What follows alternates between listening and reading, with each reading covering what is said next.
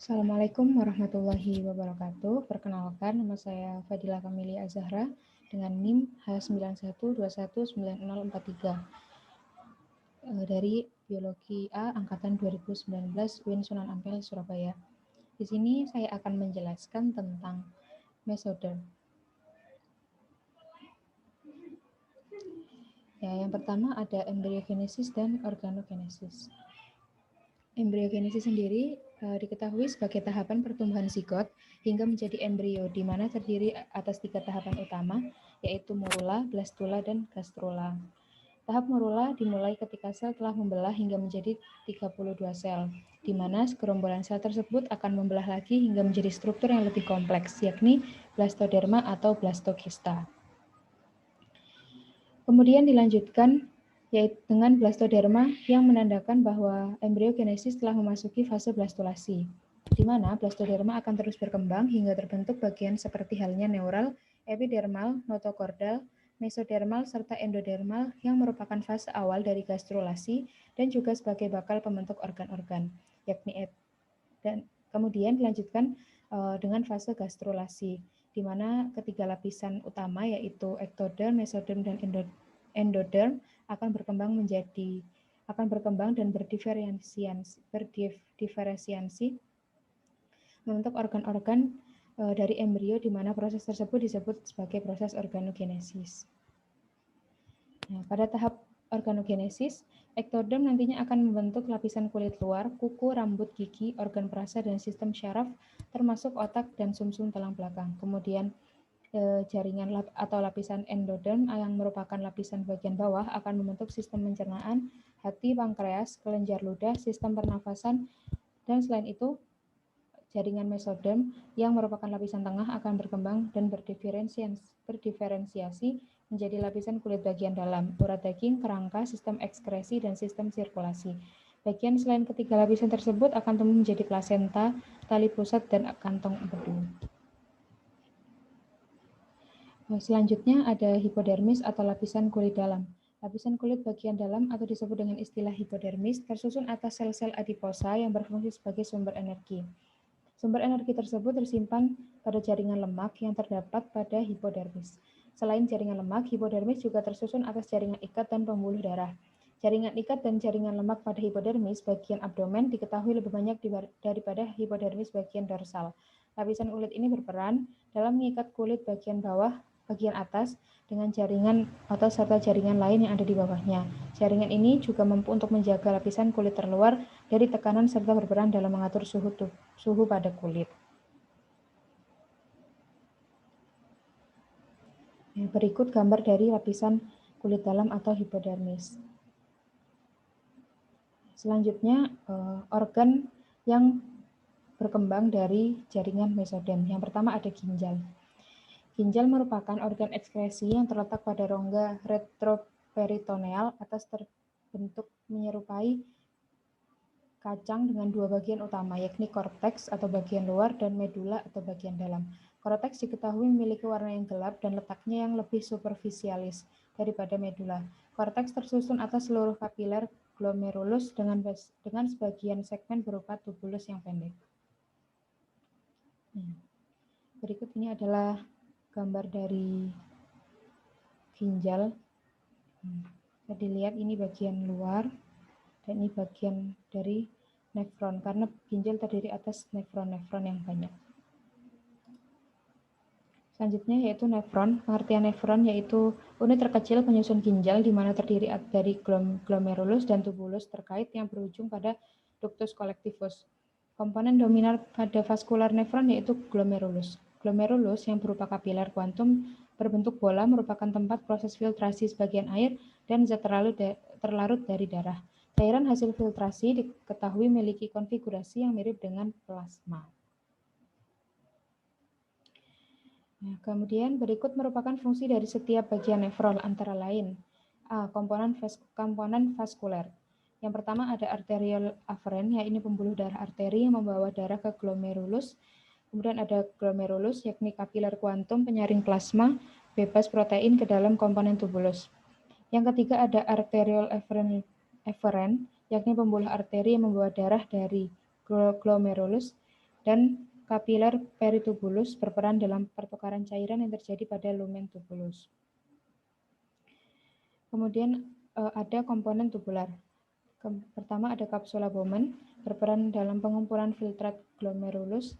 Kedua ada tubulus proksimal, yakni tempat terjadinya reabsorpsi dan sekresi yang tak terkontrol dari beberapa bahan tertentu. Yang ketiga ada ansa Henle, membentuk gradien osmotik di medula ginjal yang berperan sebagai penghasil urin dengan konsentrasi beragam. Yang keempat ada tubulus distal dan ductus colligentes, yakni tempat proses reabsorpsi terkontrol beragam senyawa, seperti halnya Na+ dan H2O, serta sekresi K+ dan H+. Kemudian urin yang terbentuk akan diteruskan menuju pelvis.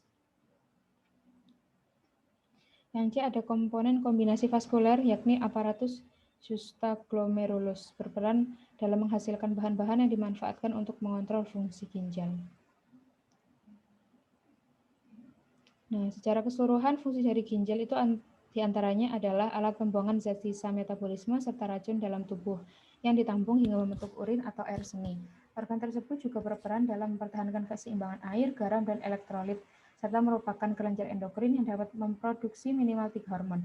Ginjal sangatlah rentan terhadap efek dari zat kimia, sebab organ ini termasuk organ filtrasi yang bekerja untuk membersihkan 25-30% sirkulasi darah dalam tubuh, sehingga besar kemungkinan terjadi perubahan patologik pada organ tersebut.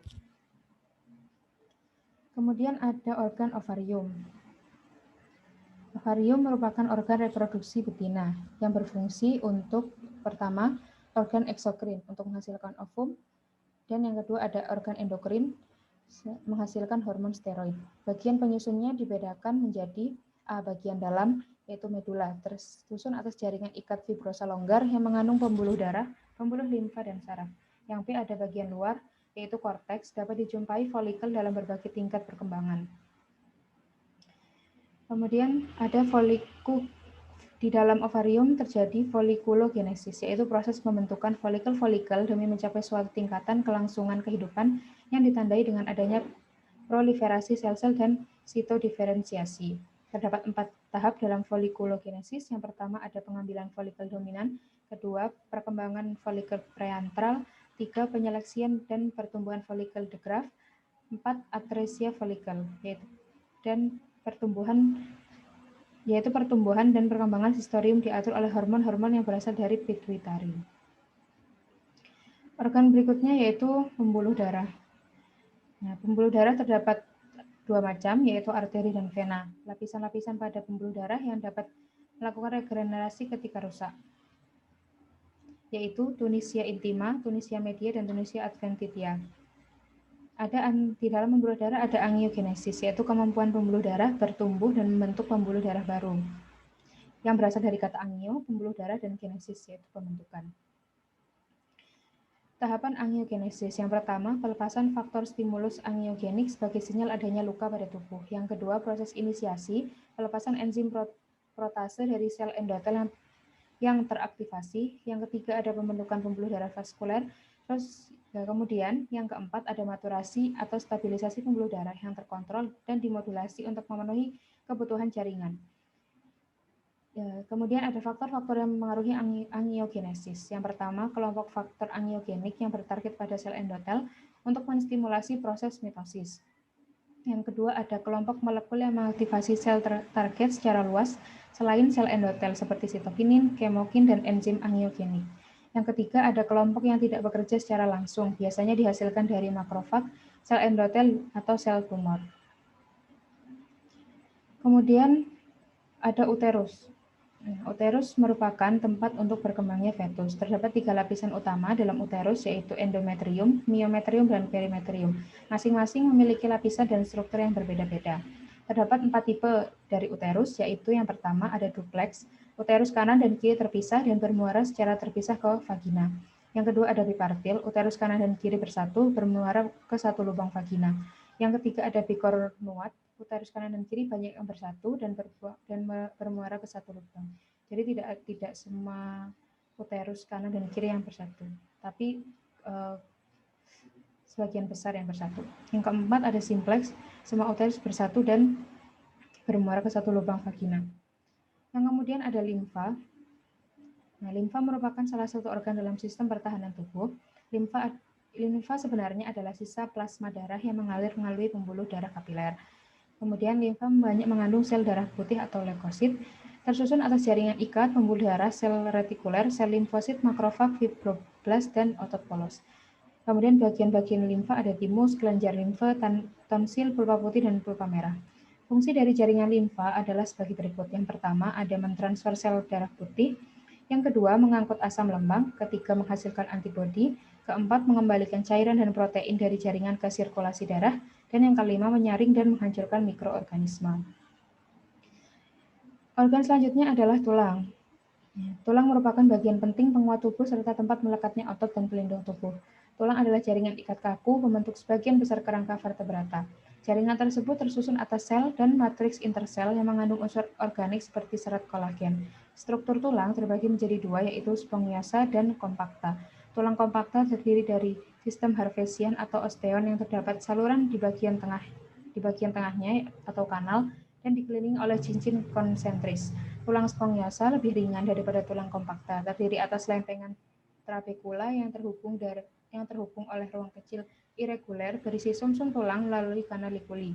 Trabekula dan kavitas tersusun tidak beraturan yang berfungsi untuk memaksimalkan kekuatan tulang dan menyesuaikan diri dari tekanan fisik. Yang selanjutnya yaitu ada ureter. Ureter merupakan tempat saluran urin dari ginjal menuju kandung kemih. Saluran ureter terbagi menjadi 4, yaitu pelvis renal, abdominal, pelvis, dan intramural. Panjang ureter berkisar 25-30 cm dengan penampang 0,5 cm. Lapisan dinding ureter dapat menimbulkan gerakan peristaltik setiap 10 detik agar urin terdorong ke kandung kemih. Sebelum urin masuk ke kandung kemih, urin disemprotkan dalam bentuk pancaran melalui osteum urethralis. Selanjutnya ada testis. Testis merupakan organ reproduksi jantan penghasil spermatozoa, testosteron, dan estrogen yang berfungsi untuk merangsang spermatogenesis. Testis merupakan buah zakar yang terbungkus oleh skrotum. Kulit skrotum bersifat longgar agar dapat mengatur suhu sehingga suhu di sekitar sperma relatif tetap. Testis berisi lobulus yang terdiri atas tubulus seminiferus, sel Sertoli, dan sel Leydig. Tubulus seminiferus adalah tempat pembentukan sperma yang ditampung di saluran testis karena sperma tidak tahan pada suhu dingin maupun suhu panas. Selanjutnya ada otot. Otot merupakan kumpulan jaringan otot yang saling berkontraksi sehingga menghasilkan gerakan. Otot ini berfungsi sebagai alat gerak aktif yang menggerakkan tulang dengan menggunakan energi kimiawi yaitu ATP. Pada umumnya otot terbagi menjadi 3, yaitu otot lurik atau otot kerangka, otot polos, dan juga otot jantung. Otot lurik terdapat pada otot lurik atau otot kerangka terbentuk dari mesoderm somatis. Mioblast bersatu untuk membentuk serabut otot dan miofibril yang terdapat pada sitoplasma membentuk efek lurik. Otot polos terbentuk dari mesoderm splagnis terletak pada tractus digestivus. Otot jantung terbentuk dari mesoderm splagnis. Mioblast tidak bersatu membentuk discus intercalatus dan miofibril berkembang menjadi otot lurik. Kemudian medium mesoderm dorsal atau paraksial membentuk jaringan ikat tubuh, tulang otot dan tulang rawan, tulang belakang, dan dermis. Pada manusia, mesoderm dorsal tidak bersegmen. Diferensial mesoderm dorsal membentuk jaringan ikat, yaitu salah satunya otot. Pembentukan otot melalui proses yang disebut miogenesis. Miogenesis dibentuk dari sel mesenkim membentuk mioblast atau sel otot. Terdiri dari 4 tingkatan pada pembentukan otot secara umum, yaitu yang pertama ada sel atau somit sebagai prekursor. Yang kedua, sel ini mengalami proliferasi membentuk populasi sel otot. Kemudian yang ketiga, diferensiasi membentuk protein spesifik. Ada 3 jenis protein yang diproduksi pada miogenesis, yaitu protein kelas A adalah protein yang melimpah dan disintesis terus-menerus selama miogenesis. Kemudian protein kelas B adalah protein yang dimulai selama miogenesis dan berlanjut sampai perkembangan. Kemudian ada protein kelas C, yaitu protein yang disintesis pada waktu tertentu selama perkembangan. Dan yang keempat ada, dan pada proses miogenesis sel menjadi lebih matang.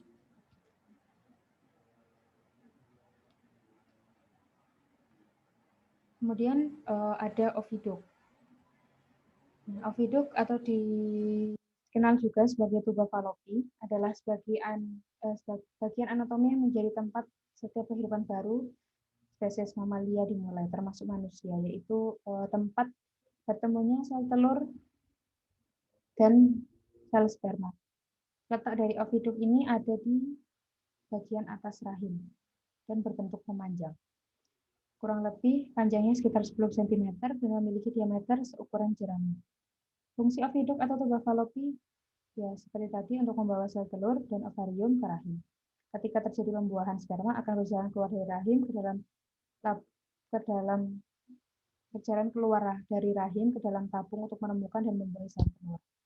Oviduk terbentuk dari lapisan mesoderm intermediate. Lapisan mesoderm intermediate berperan pada perkembangan gonad betina.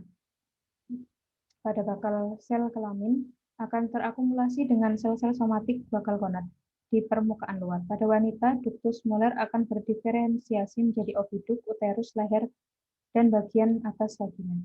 Ductus muller terdapat pada semua embrio pada periode ambiseksual atau 8 minggu, kemudian akan menghilang pada bulan ketiga. Ductus mullerian ini bertemu di midline dan membentuk struktur berbentuk Y, yang akan berkembang menjadi oviduk, uterus, leher, dan bagian atas vagina. Nah, sekian penjelasan dari saya, kurang lebihnya mohon maaf, semoga bermanfaat dan bisa dipahami. Sekian, wassalamualaikum warahmatullahi wabarakatuh.